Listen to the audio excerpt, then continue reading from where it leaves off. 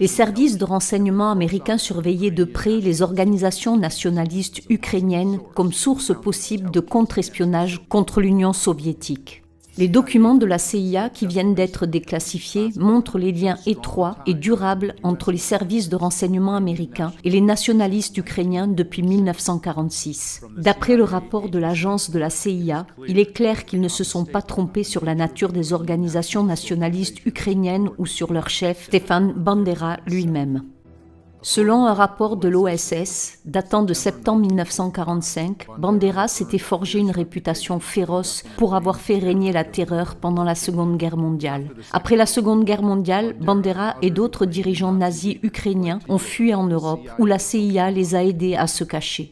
La CIA a par la suite informé le service d'immigration et de naturalisation qu'elle avait caché Stefan Bandera et d'autres Ukrainiens aux soviétiques. Les opérations impliquant des Ukrainiens se sont poursuivies pendant de nombreuses années. Le procès de Nuremberg de 1945 et 1946 ont traduit en justice les dirigeants politiques, économiques et militaires de l'Allemagne fasciste et ont révélé au monde le visage monstrueux du nazisme et les crimes qu'ils ont commis. Mais les nazis ukrainiens n'ont pas connu le même sort et certains se sont même vus accorder des indulgences par la CIA. En 1954, la CIA excusait les activités illégales de la branche sécurité de l'UVO au nom de la nécessité de faire face à la guerre froide. En 1949, Mykola Lebed, l'homme responsable des massacres en Pologne, a été transféré aux États-Unis car il est mort en 1998 sans jamais faire l'objet d'une enquête ou de poursuite en tant que criminel de guerre. En 1952, la CIA a pris des mesures pour protéger le leader nationaliste ukrainien Mykola Lebed d'une enquête criminelle menée par le service d'immigration et de naturalisation. Peut-être que Bandera avait perdu son utilité pour les États-Unis ou peut-être que les agents du KGB ont été plus malins que la CIA, mais en 1959, Stefan Bandera, le leader des nationalistes ukrainiens, a été tué à Munich où il se cachait sous le nom de Stefan Popol. Il serait juste de dire que Bandera est devenu un symbole majeur du nationalisme ukrainien par pur hasard, car il n'était ni son seul leader, ni le plus puissant. Dmytro Dontsov était le père de la doctrine totalitaire d'extrême droite en Ukraine. Andriy Melnik était le chef d'une autre faction de l'UVO. Roman Shukevich était le général de l'armée insurrectionnelle ukrainienne et d'autres ont largement contribué au mouvement. La dangereuse idéologie de Bandera, réprimée par les autorités communistes mais soutenue par des forces extérieures, n'est jamais vraiment morte. Les graines du nationalisme ukrainien ont été transmises de génération en génération. Malheureusement, ce n'était qu'une question de temps avant qu'elles ne s'épanouissent à nouveau.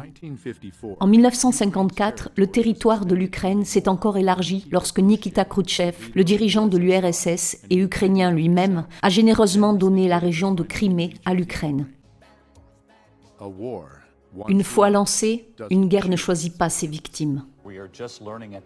Nous apprenons à l'instant que la Malaysian Airlines vient de confirmer qu'elle a perdu le contact avec l'un de ses avions.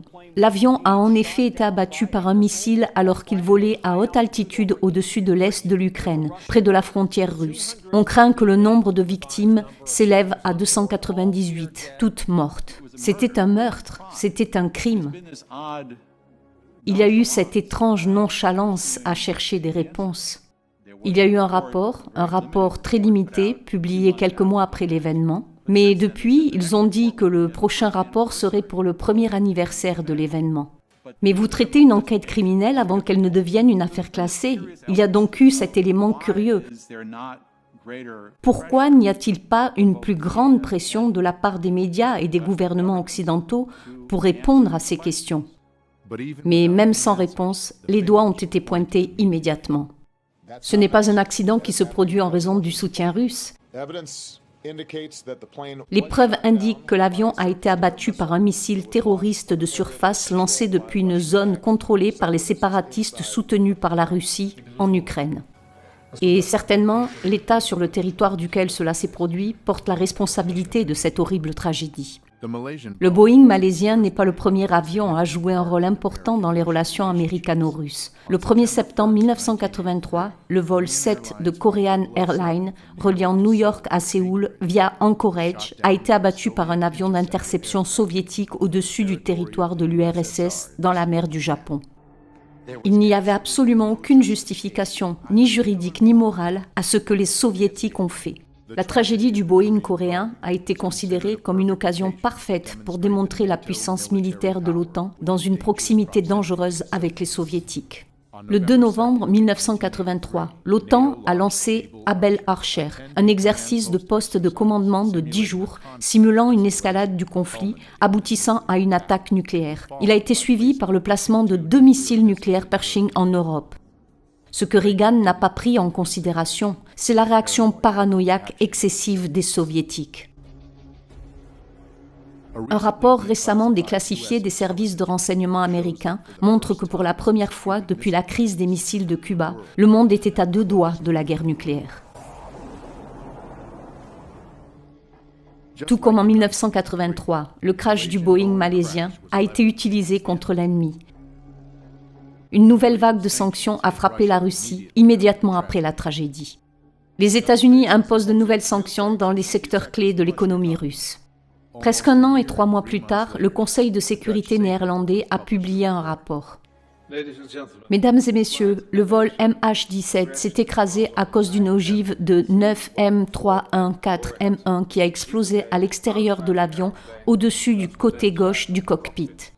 Le rapport n'accusait aucun groupe ou personne en particulier et estimait qu'une zone très large de 320 km était la zone dans laquelle le missile avait été tiré.